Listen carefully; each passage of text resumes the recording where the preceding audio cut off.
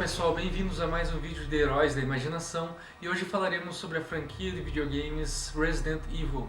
Resident Evil inicia em 1996 na PlayStation. Seu criador é Shinji Mikami, inspirado nos filmes de George Romero, A Noite dos Mortos-Vivos. Shinji Mikami concebe um jogo de survival horror. Hoje em dia a franquia Resident Evil está expandida também em livros, cinema, quadrinhos, action figures e etc.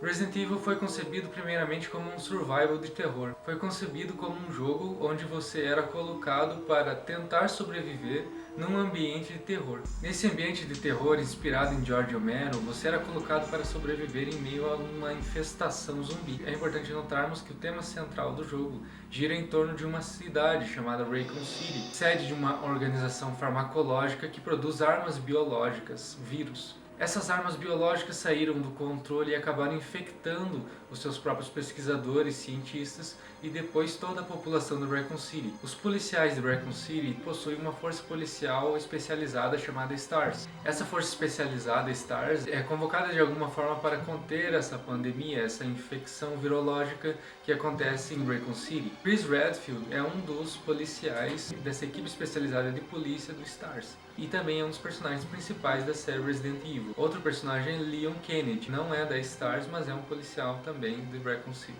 Um dos elementos principais de Resident Evil é a questão do medo e da angústia.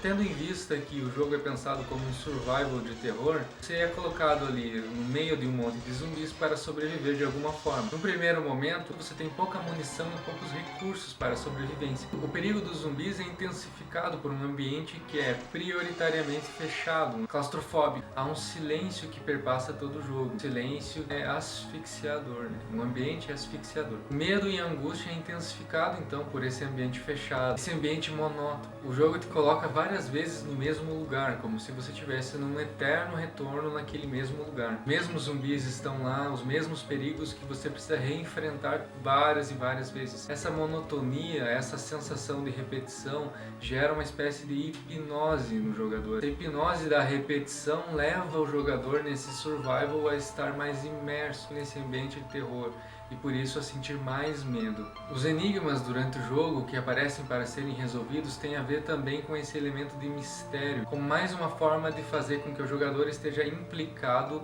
mentalmente e emocionalmente no jogo. Essa sensação de claustrofobia, essa sensação de um lugar fechado, de um ambiente que sempre se repete, a pouca quantidade de recursos e os zumbis propriamente ditos que estão sempre naqueles mesmos lugares e que dão essa sensação de algo estático, de algo parado, leva o jogador a experimentar uma sensação de angústia, uma sensação de que ele está limitado, de que ele não tem controle sobre a situação, que ele precisa sobreviver de uma forma ou outra nessa situação em que ele foi jogado, nessa situação em que ele foi imposto. O jogo Survival te coloca numa situação, numa certa condição a qual você precisa dar algum jeito. Quando você se apercebe dessa situação limitante, precisa passar por um lugar onde você sabe que lá tem um zumbi ou uma criatura, pode ter um carniçal naquele lugar, você precisa passar por lá porque é o único caminho para chegar lá no outro lugar. Então esse quebra-cabeças que o jogo te coloca também numa condição de angústia, essa restrição de possibilidades que o jogo te coloca, já que ele coloca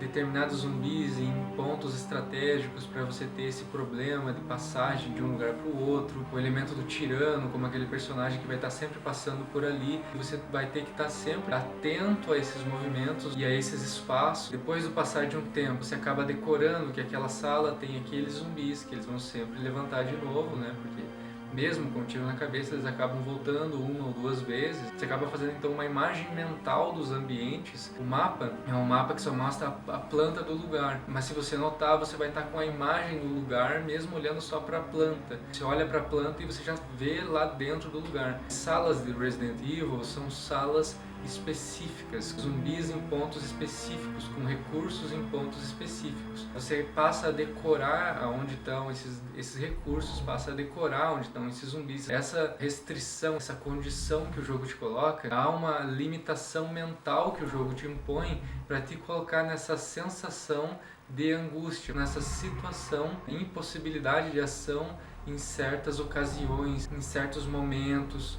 Essa impossibilidade de ação está relacionado a um elemento maior de Resident Evil, que é essa temática apocalíptica. Essa temática apocalíptica do Resident Evil traz esse elemento do caos. Toda a sociedade foi pro beleléu, toda a sociedade foi pro brejo. A temática apocalíptica traz também esse elemento do vazio, esse elemento da impossibilidade de comunicação com outros humanos, ou até de comunicação consigo mesmo. Você se encontra num lugar sozinho, você pode até encontrar outros personagens, mas com o passar do tempo eles também se transformam em zumbis. Então você está jogado num mundo existencialmente sozinho. Essa situação existencial de solidão que o jogo te coloca, nessas salas escuras, nesse ambiente fechado, esse caos, esse sentimento do vazio, tudo isso se conecta, né, com uma grande temática do jogo, de que tudo está no fim, de que nada pode ser resolvido. Esse caos instaurado no mundo, devido a essa infecção virológica, leva esses mortos-vivos a serem criaturas guiadas apenas pelos instintos e pelos impulsos mais básicos, como o impulso da fome. Esse jogo então representa nesse ambiente apocalíptico também essa miséria, essa decadência da humanidade, onde resta apenas você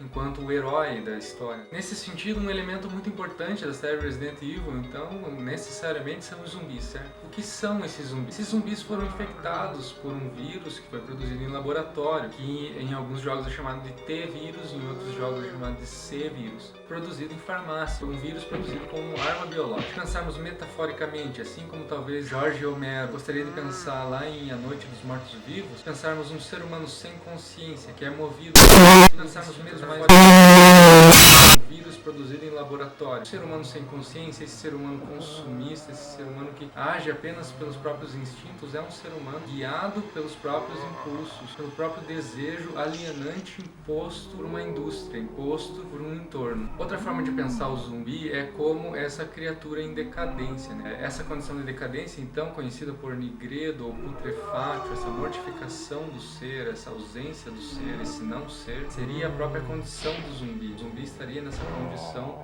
de uma não consciência, de um não pensar, de uma total alienação, de uma fome absoluta. Ele está movido por essa vontade, por essa necessidade mais básica de destruição, né? De alimentação. Ele acaba não tendo mais essa moralidade, né? Essa capacidade de julgamento e reflexão. Ele parte apenas para a própria destruição do outro. Não há uma comunicação, não há linguagem, não há pensamento, é apenas uma total destruição do outro, uma invasão total do outro. Eu devoro o outro, destruo totalmente o corpo do outro. Dessa forma, Resident Evil representa uma experiência, representa um estado de alma, representa um mundo, uma realidade.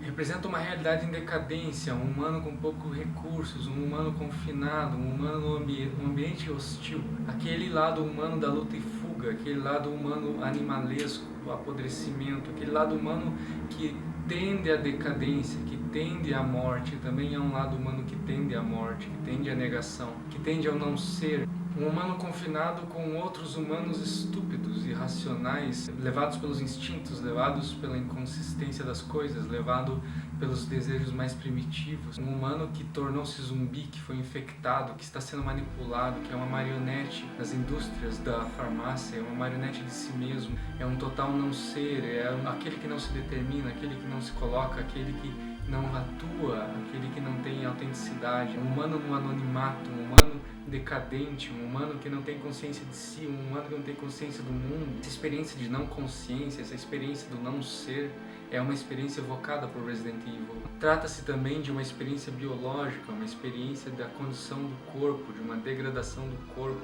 de uma ausência do corpo.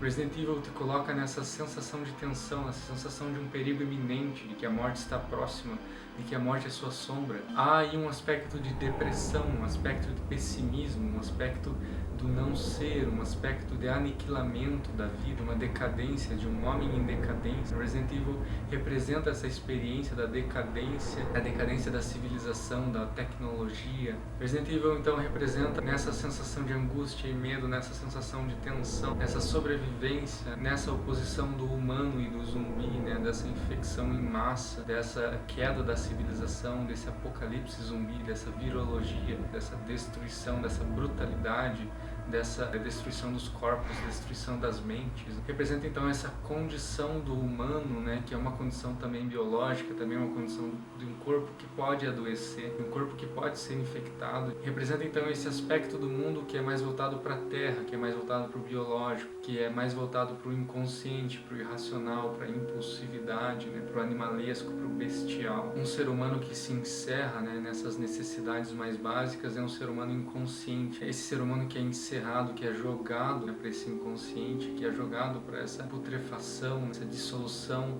da sua própria identidade, para a dissolução de sua consciência, que é jogado então para essa impossibilidade de ação, como se ele estivesse sempre sendo levado pelo mundo, né, como uma onda, né, como se ele estivesse sendo levado por esse indiferenciado, né, como se ele fosse indiferente, como se ele fosse um anônimo. Né? O zumbi é a ausência de personalidade, essa falta de ser, né, essa ausência do ser no mundo, né? Esse aspecto decadente do humano, né, esse aspecto que denigre o humano, tira o humano de cena, ou pulveriza, né, pulverização da humanidade. Isso é representado em Resident Evil. A tensão, o aspecto sombrio, a consciência limitada, a consciência da escuridão, todo esse ambiente de escuridão, todo o sangue representado em Resident Evil, toda a destruição exposta em Resident Evil corresponde a esse aspecto negativo da humanidade, a esse aspecto da negação da vida e do adoecimento, esse aspecto da entropia, esse aspecto que tende para o nada, leva em consideração a morte e a negação da própria vida.